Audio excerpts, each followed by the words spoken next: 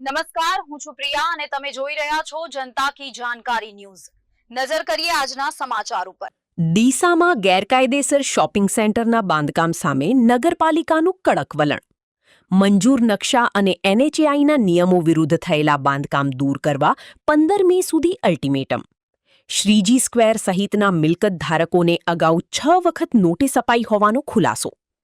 August 2024થી ફેબ્રુઆરી 2025 દરમિયાન notice છતાં બાંધકામ ચાલુ રાખાયું।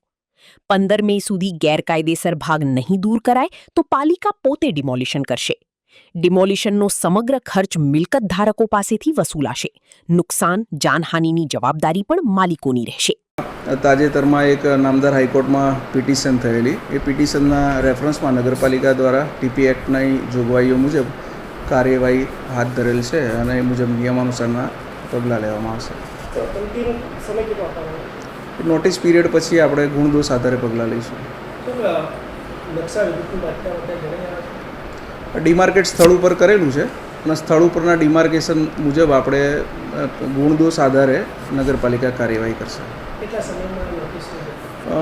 નોટિસ પીરિયડ હવે ટૂંક સમયમાં પૂર્ણ થશે અને આમાં જે પિટિશન છે એમાં નગરપાલિકા પણ પક્ષકાર છે, આ પાર્ટી પણ પક્ષકાર છે। નામદાર હાઈકોર્ટમાં હિયરિંગ હજી ચાલુ છે આ કેસમાં।